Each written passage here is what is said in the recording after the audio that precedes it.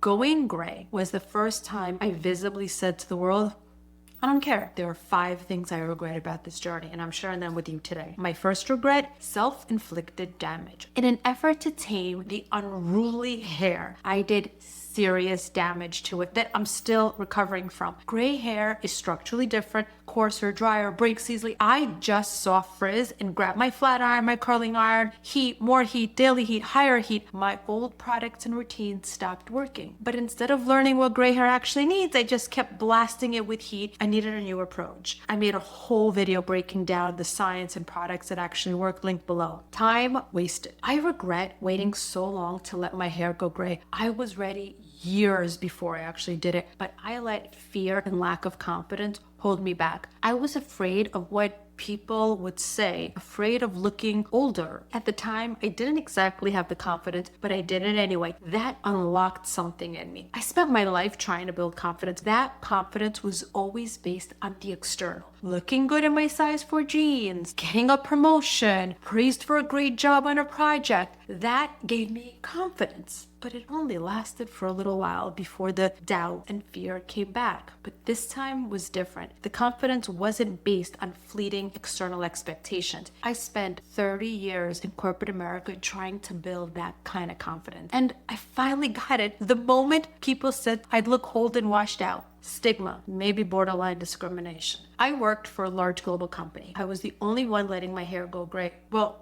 except all the men. I regret not anticipating how the corporate environment views women with gray hair and older women in general. I noticed how appearance quietly became a proxy for assumptions about relevance, energy, and longevity. I felt vulnerable to ageism and judgment in a way I hadn't anticipated.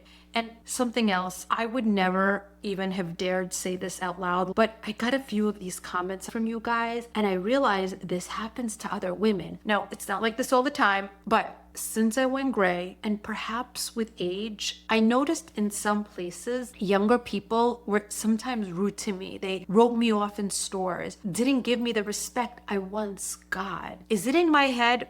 Maybe. That's why I never mentioned it to anyone before, but it's not all in my head. Research actually shows a gendered double standard. Nothing worked anymore. I had no idea gray hair would throw off my entire look. Gray hair reflects light differently, and gray hair frames the face differently. That means makeup, wardrobe, jewelry that worked for decades suddenly didn't. I looked washed out in my beige and brown, I thought elegant wardrobe, and once I did my color analysis, I understood what I needed. I'm still in the process of updating my wardrobe and my jewelry. I used to love bright gold jewelry. Apparently now I need white gold instead of yellow gold. You are definitely going to be better with silver jewelry. Actually, I'm wearing these Anna Louise earrings and necklace as I'm in the process of replacing my jewelry. This is a really high quality brand that's super affordable. It's tarnish free, hypoallergenic, but what I love most about it is that everything is so smart. The way they designed it, these French guys, everything is like functional, and a lot of their things are convertible. Like these earrings, they're double hooped, but I can take out the lower hoop and just have the single hoop. So I can go on vacation. I have one pair of earrings, but it's really 2 in 1. Same thing with this necklace. It has these adjustable lengths, so I can wear it at any length. But the most important thing, I love nice, delicate jewelry, but I literally can't find the holes to close those clasps on my necklaces or my bracelets. I don't understand why they make those little holes and the clasp so small. Not this brand. This brand actually makes it sturdy and big enough so that I can see it and feel it and get my necklace on. I have an event this weekend and I'm gonna wear these earrings. They sent me a few pieces and then I bought a bunch more because they're so affordable. Look how beautiful these are. They are stunning. Can't wait to wear them this weekend. I'm the outlier.